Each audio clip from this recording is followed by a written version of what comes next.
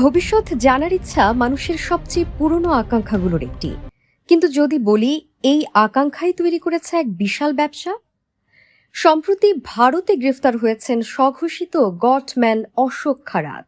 অভিযোগ, সংখ্যাতত্ত্ব, ভবিষ্যৎবাণী আর অলৌকিক শক্তির দাবি দেখিয়ে তিনি গড়ে তুলেছিলেন শত কোটি টাকার সাম্রাজ্য।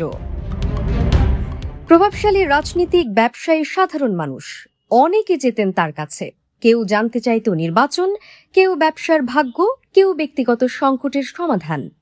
ফি কখনো লাখ, কখনো কোটি ছুঁই ছুঁই। ভবিষ্যতে জানার প্রতিশ্রুতি দিয়ে এত ক্ষমতা পায়। আরও বড় প্রশ্ন, এ কি শুধু একজন গটম্যানের গল্প, নাকি মানুষের বিশ্বাসকে পণ্য বানানোর বহু পুরনো এক ব্যবসার নতুন সংস্করণ?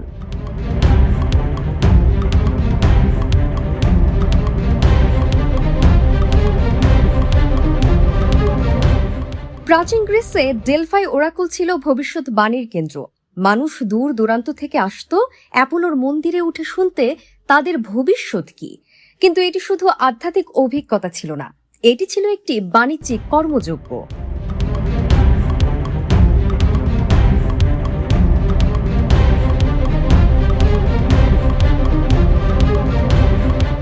প্রতিটি দর্শনার্থীকে ভেড়া উৎসর্গ করতে হতো। পুরোহিতরা নিতেন সেরা অংশ, আর বাকিটা বিক্রি হতো। দীর্ঘ অপেক্ষা মানে হোটেল, খাবার, বিনোদন সবই লাভের অংশ। ভবিষ্যৎবাণী ছিল পণ্য, আর অভিজ্ঞতা ছিল পণ্য মানেই ব্যবসা।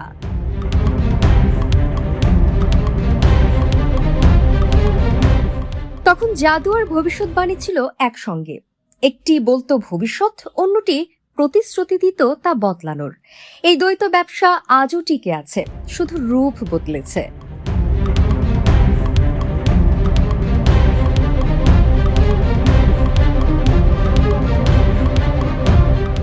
আজকের যুগে নতুন ভবিষ্যৎ বক্তা কারা?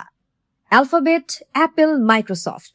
তারা আমাদের স্বাস্থ্য, আচরণ, এমনকি ভবিষ্যৎ পূর্বাভাস দিচ্ছে ডেটা আর এআই দিয়ে। কিন্তু যেখানে ভবিষ্যৎবাণী, সেখানে প্রতারণাও আছে। আলেকজান্ডার অফ অ্যাবানোটাইখাস নামের এক ব্যক্তি সাপের ভান করে মানুষকে ঠকাতেন। গ্রিক ব্যাংককার লুসিয়ান তার এই প্রতারণা ফাঁস করেন।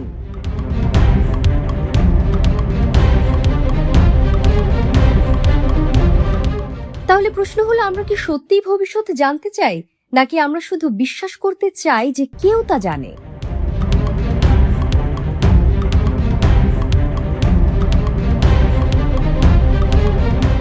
অ্যাপোলো থেকে এআই, ভবিষ্যৎবাণী বদলায়নি, বদলেছে শুধু তার প্রযুক্তি আর হয়তো আমাদের বিশ্বাস।